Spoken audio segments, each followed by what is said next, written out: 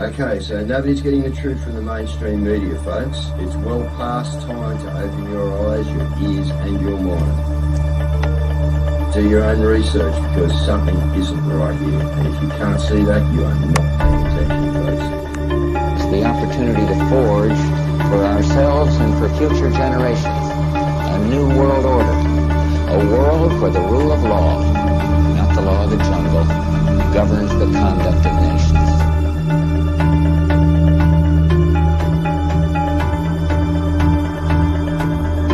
So let's look at each one of these and see how we can get this down to zero. Probably one of these numbers is going to have to get pretty near to zero. Now that's back from high school algebra, but let's take a look. First, we've got population. The world today has 6.8 billion people. That's headed up to about 9 billion. Now, if we do a really great job on new vaccines, healthcare, reproductive health services, we could lower that by perhaps 10 or 15%. The important message that we need Australians to get vaccinated as quickly as possible. In line with that, I do encourage all Australians to please go and book your vaccinations as soon as you can if you haven't already done so.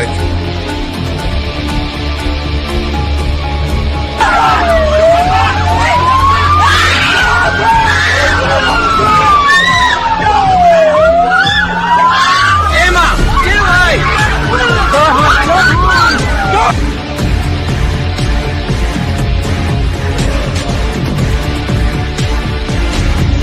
When we are successful, and we will be, we have a real chance at this new world order, an order in which a credible United Nations can use its peacekeeping role to fulfill the promise and vision of the UN's founders.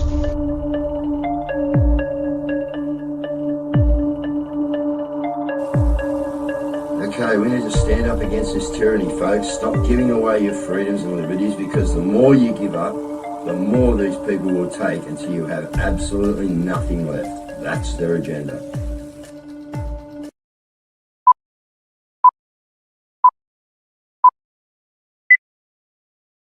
All right, good evening once again, viewers and you patriots out there. Once again, this is a special, guys. We want it shared everywhere, right? We're going to keep it to about 30 minutes, so it's a good viewing clip. All right, but we got a couple of legends from Queensland here, and I call legends because, you know, what we've got going on here in Australia, guys, is something that, you know, we all know of Out of the Shadows, you know, the greatest show on earth.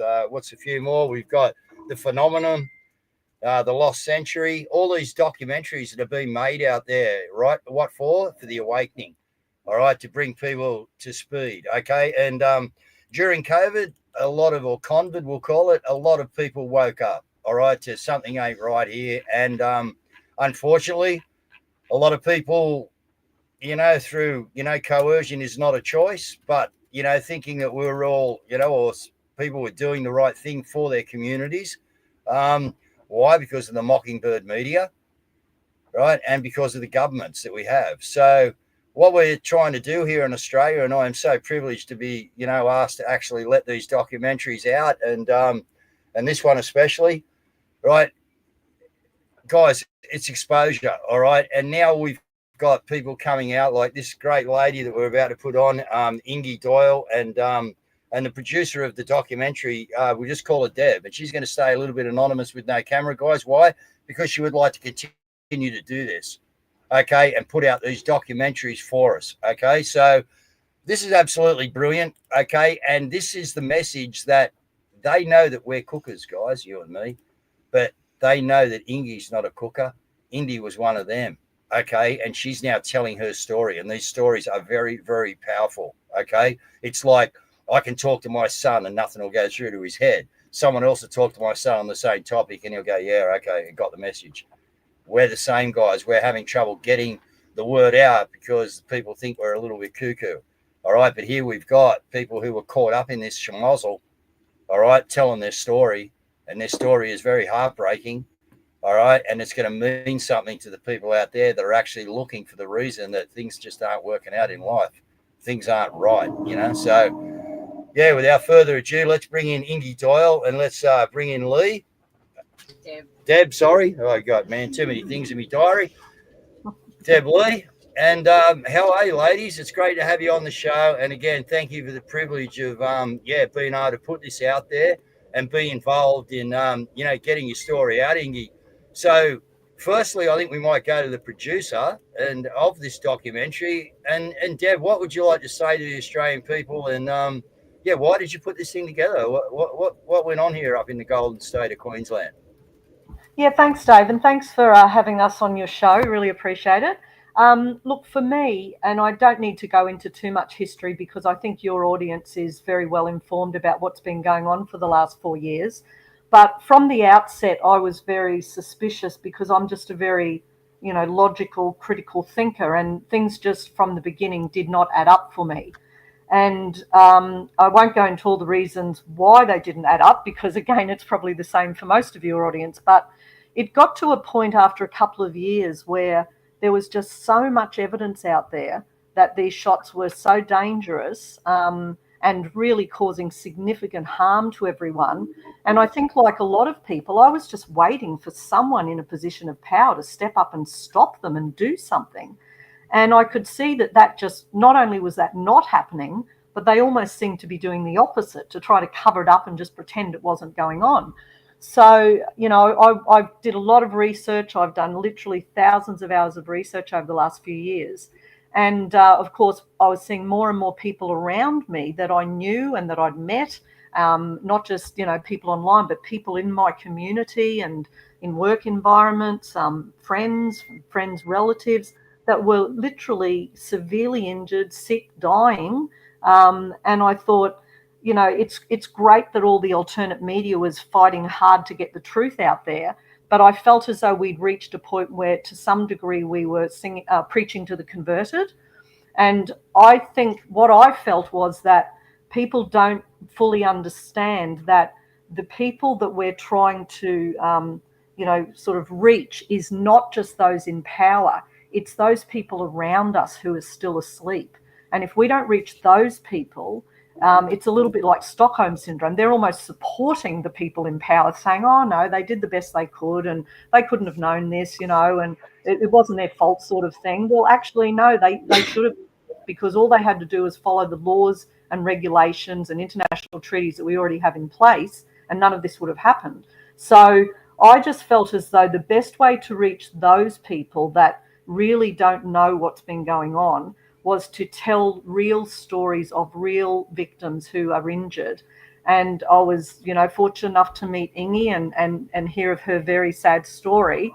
And I just felt as though if I could step up and do professional documentaries that aren't about pointing the finger, they're not about blaming, they're not about anything other than trying to help the community understand that these injuries are real. They're in a lot of cases very severe and very serious, and they're not rare. That's the message I'm trying to get through. And the real message, and you'll see it at the end of the video. Actually, I won't tell you what it is. The message is at the end of the video, and we can talk about that later. But it's really about waking up the masses, and helping them understand what is really going on out there. So that's why I decided to produce this documentary, and hopefully it's the first of many. So thank you for the opportunity to share it with your audience, Dave. No, thank you. Thank you. And the Australian people need to thank you, because this is what we need. Me and Kaz are screaming out for people to actually get things done. You know what I mean? And you've stepped up to the plate and done it. So brilliant. So thank you, Dave. The star of the show, Ingy. What made you? Good, thank you. What made you want to get a documentary made about you? Was this an instant thing when you heard about the chance to do this, bang, or did you have to go away and think about this decision, maybe talk to your partner? How did we actually get to where we are, Ingy? What happened? Well, when Deb approached me or contacted me, I thought about it, and all along with my story, I feel like I have been incredibly lucky to survive what I survived in the first place. And I have also endured so much since 21 when it all began. And this year, again, it's hit me hard again. So it's one of these things that just goes on and on and on. And I think it's important to get the message out there that this doesn't go away. So when Deb approached me, I thought it's important to share. And I think personally that I have a duty to share, because I know people who have died from the things I had to go through, but I somehow survived. So, yeah, it's got to get out there. People need to know how bad this can be. And okay, so yeah, a survival. So you've actually realised in yourself that you're a survival from. Did you look at your batch numbers to find out that they were particular batch numbers, and had you been that far into it, Ingy, and to find out that you're a very, very lucky person, and yeah, you know, God's given me a chance here to go out and actually tell a story and warn other people. Yeah. Yeah, I had a same batch twice, unfortunately for me, and I had a look at it, and from the batch I have had alone 7 people died. That's been reported in Australia, and there was 182, I think it was, serious cases, life-threatening cases, and over 2,000 reported injuries from my batch alone in Australia. So yeah, I don't know how I survived, and sometimes I actually feel a bit guilty from having survived it when others didn't. I know I shouldn't, that's silly, but that's part of why I did take up this opportunity to share. Yeah, and I can totally understand that. You know what I mean? Yeah, you can. You know why you? You know, why were you so lucky? Well, here's the reason maybe you were so lucky. So guys, let's hit the button. We'll bring this interview in. I've got no producer at the moment. I've got one. I've got the backup producer, Mel's here. This is how we roll, guys. Let's have a look at this 15-minute documentary, guys. Sit back, grab a box of tissues. All right, you won't want your popcorn for a little bit here. All right, this is all out assault on humanity, and this is what's happened to your fellow human beings. So without further ado, here we go.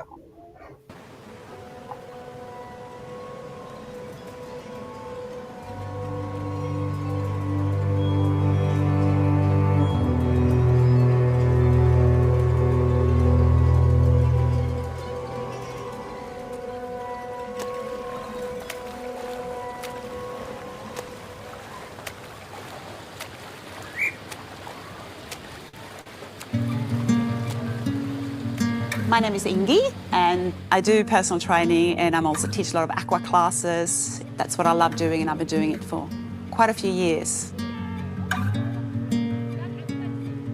Her whole life she's been about fitness. Not only in her job, she was always on a podium. Her eating has always been exemplary. I don't think I've ever had a fully blown flu in my whole entire life. She's addicted to fitness. She's addicted to fitness. To look at her, you go, wow, like, I wish I was as fit as you are. But she's been impacted because World Cups are over. It's within the 4 walls of the family home where the deadly virus is spreading. Up until everyone is vaccinated, communities are going to be continual put at risk. If you truly love your parents, your sisters, your best friends, please stick to the rules. Yeah, we were doing everything. Our initial response was to lock everything down, make sure our staff were safe, make sure our business was doing what it could do. Yeah, when we were told we had to have the vaccine to basically get things to get back to normal, we thought we were doing the right thing.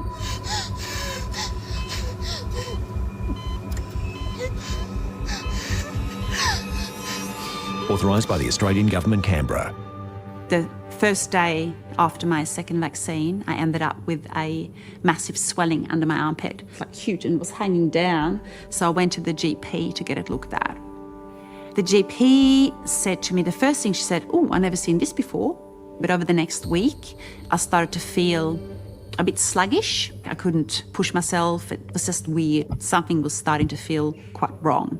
On day 14, very suddenly, I felt a sharp pain. It was instant. It was no build-up. It was just bang. It was like somebody had stuck a knife into my lower abdomen on the right side, and the pain was radiating through into my back. We got to the hospital, it was just before midnight, Sunday night. They assessed me and sent me off for a scan to check for appendicitis. And there was a few of them that came back, not just one person. There was, I think, maybe 3 of them stood there. They looked quite serious, and they told me, "You have an aortic dissection." I was on my way to Tasmania, and there was a message from Inky saying, "I'm in a hospital, I've got a ruptured aorta." I knew what a ruptured aorta was. I figured that she was still alive, but I didn't know in what state, because I just got that one message and I couldn't do anything. She had the reaction, and I was booked in for my second dose. Because of COVID, I couldn't go into the emergency department at the hospital, literally a wall away from the emergency department that she was in. I was almost in tears with the nurses saying, "Can you get me in next door?" Then they explained to me what it was, and in my case, it was a tear from underneath the renal arteries, inside the aorta, all the way down to the iliac branches. And she just said, "I've ruptured my aorta. I'm in here in the hospital by myself. They won't let Scott in. I don't know what to do." And from my past working life, I knew exactly what the outcome could be. So my thoughts were that that by the time I get back to Tasmania, from Tasmania, I'll be going to a funeral. Ingy was in hospital, as I said. We didn't know why. She didn't fit into the category of the old women that didn't do exercise. She didn't smoke. She didn't have high cholesterol. You know, she's never been overweight. You know, it was clear that a person of her age and fitness should not have been in their department. So I went home, and I remember sitting upstairs thinking, I can't get used to this. This is not me. They said to me, surgery is really, really risky. Like, it's not a good option. So we will treat you with medication, basically suppressing blood pressure, suppressing heart rate. I try to stay positive, and I'm thinking, you know what, I come back for the rescan 2 weeks later and I will be just fine, it would have healed. Day 14 again, I went back in for a scan, and my phone rings. I could just see by the look on her face, like she just went white. And she just said, I've got to go to the hospital and I'm not allowed to do anything. I'm not allowed to drive. I just have to go.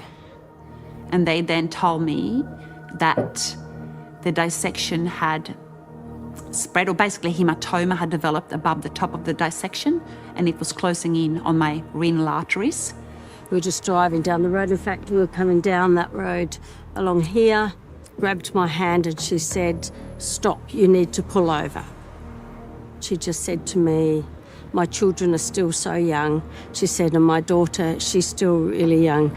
And she promised me she will be there for them and for Scott no matter what happened to me. She was just petrified. I have never seen anybody so scared in their whole entire life. At what point did you ask, why is this happening? At what point did anybody ask, why is this happening? The first stint in there, I was sitting in bed thinking, what is this, what is this? And Scott also was wondering what's happened to me. I sat down and wrote a list of all of the things that could it possibly be, just a list to ask. And one of those things on the list was the fact that she'd had a vaccine. It was only one line of a 2-page document. They thought, oh, could this be vasculitis, for example? There was, notes in my medical records, vasculitis, question mark, but they did scans for that. No, I ruled that out. And then they thought, could it be something called FMD, which is a genetic condition? They went looking for FMD everywhere, they couldn't find it. As I said, one of those things, just one item was the vaccine, just one. And that was quickly dismissed because it was it was quickly dismissed as, no, that's not how vaccines work. But then I started to get to the end of the list. So basically they have literally ruled everything out because every part of my body's been scanned. I've had every blood test you can imagine to try to find something wrong with me. They've looked into everything. There's only one thing left. Hi, my name is Sakshi and I'm a doctor. I'm going to explain how we know Australia's COVID-19 vaccines are safe and effective. Australia's COVID-19 vaccines have passed the Therapeutic Goods Administration's strict tests, which means they are safe and effective in preventing people from getting very sick and even from dying. 2 weeks prior, she had had an injection, and I thought I was crazy because this is before anybody had any information. I contacted a vaccine expert from Adelaide by the name of Nikolai Petrovsky, who's a professor. And the day that he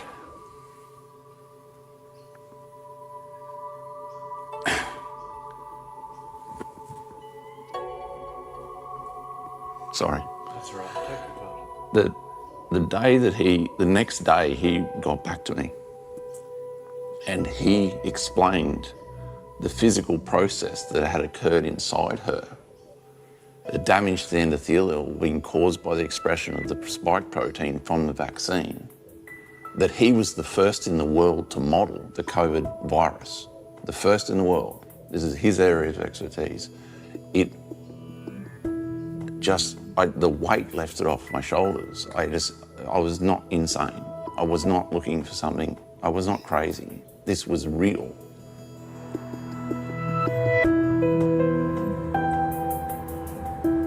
Well, in the last couple of years, essentially the health authorities set about silencing anyone who questioned in any way the narrative that they were trying to tell. Of course, unfortunately, none of those things are actually true. That was the fundamental problem that people like myself and many other experts in the area, I mean, what were we to do? You know, for the first time they set out systematically taking down and silencing, discrediting, you know, debarring, you know, deregistering, removing academic titles of anyone who questioned the narrative. He said a possible explanation would be that the liposomes transfect the aorta and get expressed in the endothelium, triggering an inflammatory T cell response. That then triggers a rupture and a dissection. If there was tissue preserved, then the first step would be to analyse this for spike protein expression. I agree that this should be properly investigated and treated as a serious vaccine adverse reaction until proven otherwise. Has it been reported to the TGA? Short and sweet. You know, finally had a chance to show this to the surgeon after a surgery. Because we basically were forced into a situation where it's like they basically said, look, we understand you want to know why, but we still have to save her life. So we basically just were like, okay, you've got to do the surgery. The email strings between us was then shared with the surgeon. He then agreed to report it to the TGA, and he did. And we've never heard from the TGA. Not a word.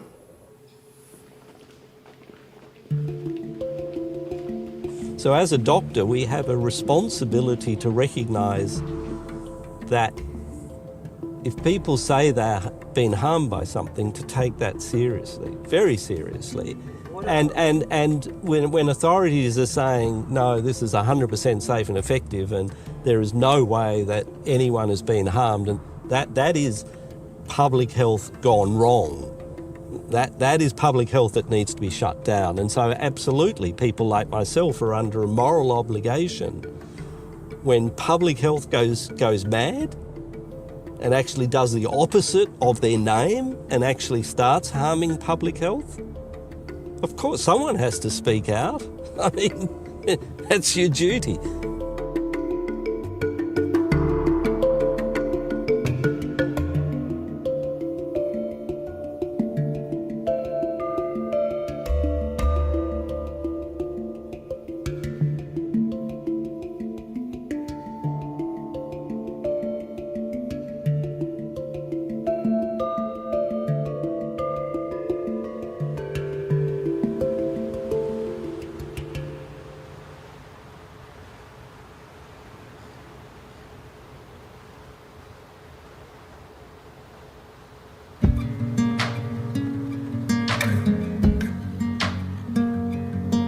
Injuries are everywhere. Like every week I meet people, talk to people through my job, and there's always another story coming up, always another story about somebody they know, a family member.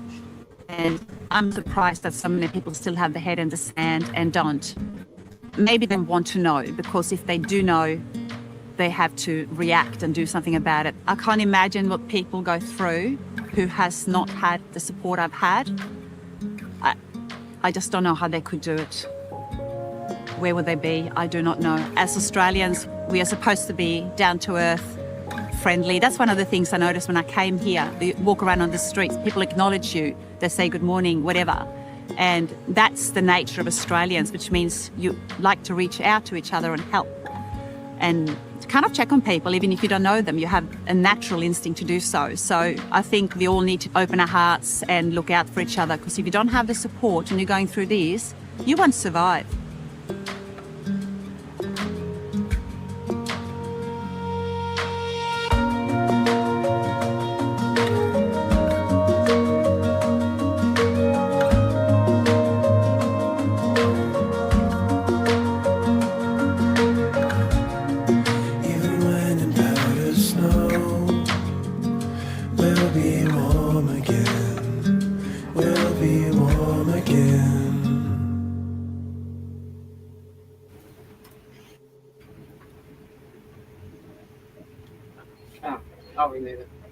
Well, haven't they created a job for you patriots? A real job with what they've done, you know. And Ingy, yeah, that's absolutely brilliant. Thank you, Deb, yeah, for putting that together. And as I say, very professionally done, very hard hitting. And yeah, this needs to, now for any of my American viewers and my American friends out there that are influencers watching this, I'm sure Ingy would love to come and say good day and, you know, tell her story on your channels. And we just got to get these things out, guys, all right? So this is, you know, the first for our channel to be involved with a documentary like this. Has been put together by people in the background, guys, that are just wanting to help humanity and you know, mankind. You know, we see the wrongs being done, and some of the comments up here, no apologies, no amnesty, period. And this is how we have to treat this, guys. You know, the people who are involved in this coercion is not a choice, psyop. Okay, they need to be held to account. So we'll go to Deb first. Deb, we'll try and keep this down to around the half hour, and it'll get plenty of views. I think people like that. So, Deb, thank you from the Australian people. But what would you like to say to the Australian people in just rounding up and closing off? And yeah, again, well done on a magnificent documentary. Sure. Thanks. Thank you so much, Dave. Look, I guess all I'd like to say is, you know, what I said at the end, we need to try to get this out to everyone. I intentionally produced a video that anyone can watch, because some of the other things that, you know, we know about what's going on is a little bit too scary for people. But this is something anyone can watch, and anyone can get that message of let's support these injured people and help them. And also the other final thing is, I intentionally, you know, hired the right people to make a very professional film. This should be on MSM. If anyone out there can help us find a way to get this on MSM, that's where it should be. Everyone should be able to see this film. It's that, I believe it's that level of quality. And I think the more people we can get this out to, the more people will be aware of what's really going on, and then we'll be a big step closer to stopping what's going on that's harming so many people. So that's my final message. Thank you, Dave. No, thank you very much, Deb. Yeah, thank you. Well put together and yeah, just, great. We need this. We need this all around the world. This is the sort of thing we need. People like yourself, Ingy, telling their story. And our thoughts and prayers go out to you, your husband, your family, the people surrounding you. And as you said, you don't get through this without people backing you up, guys, right? And having some love and some care and, some empathy. A lot of people were duped here. We've got a lot of people that are in, a similar situation. Back, a lot of people are in a lot worse off situation with the batch number that Ingy actually had. So Ingy's here for a reason.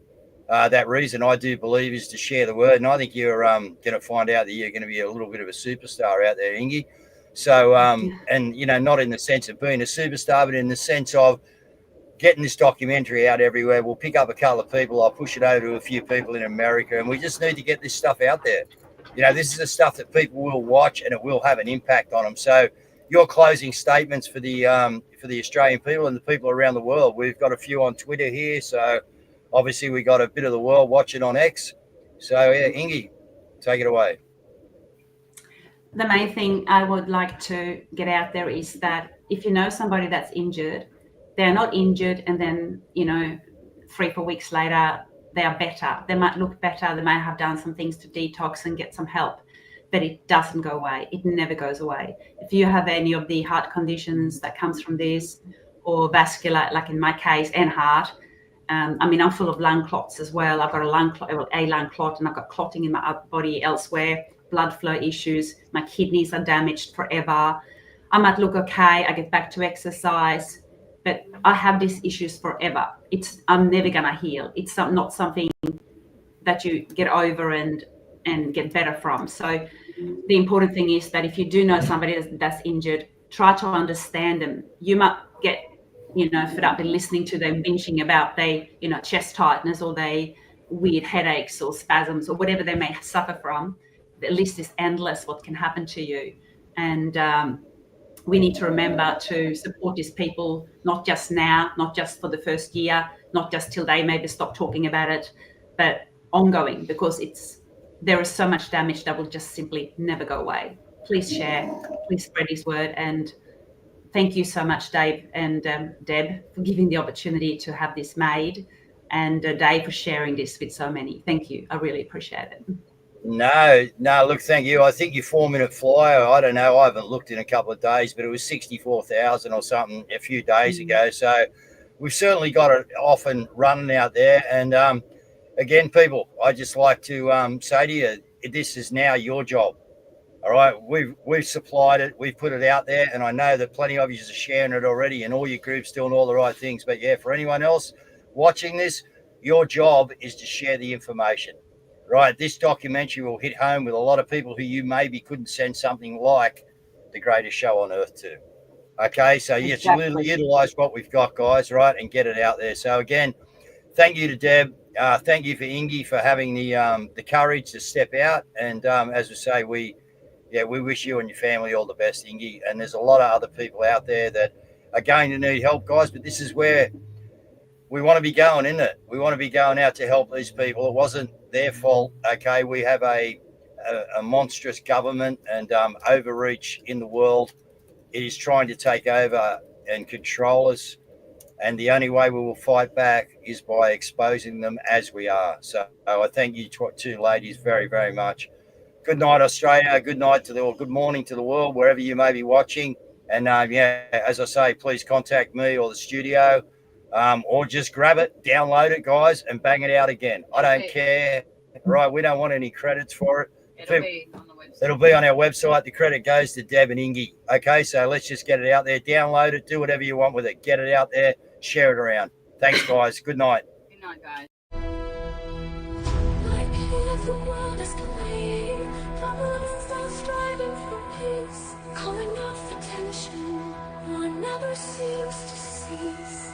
The leaders polarizing, dividing you and me. Uniting seems a dream, division their decree. The leaders counting profits, stocks and shares that gain, neglecting those in need, while chasing wealth and fame. Open your eyes, see through the lies. Why can't we see? Stop the senseless violence, we need unity.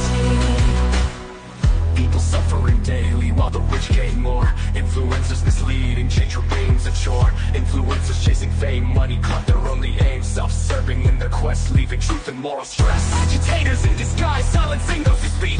Why can't we wake up and find the peace we seek? Why can't we wake up and find the peace we seek? Together we can rise and give a voice to the meek. Open your eyes, see through the lies. Why can't we see? Stop the senseless violence. We need unity. Shadows growing darker, hope seems out of reach. Voices drowned in silence, truth they never preach. Children lost and crying, in a world so cold. Dreams are slowly dying, stories left untold. What can you see?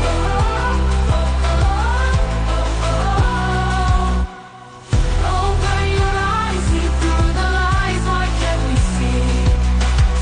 Stop the senseless violence. We need unity. In the darkest hour, a spark of light can grow. If we stand together, love will overthrow. From the ashes of despair, hope will start to rise. With unity and care, we'll break through all the lies. Hand in hand we gather, breaking every chain. No more walls between us, peace will reign again. With hearts united strong, we'll mend the broken ties. Together we'll belong, under the same skies. Stop the senseless violence. Lay down every gun. Hearts can heal the wounds when hatred is undone. Voices raising chorus for justice and for peace. Together we can end this cycle of disease. With courage in our hearts, we'll stand against the wrong. From every corner of the earth, We'll sing a unified through every dawn. All the walls between us, peace will reign again. Hearts united strong, we'll mend the broken ties. Together we'll belong, under the same skies. stop the senseless violence, lay down every gun. Hearts can heal the wounds when hatred is undone. Voices raising chorus for justice and for peace. Together we can end this cycle of disease. With courage in our hearts, we'll stand against the wrong. From every corner of the earth, we'll sing a unified song. What can you see?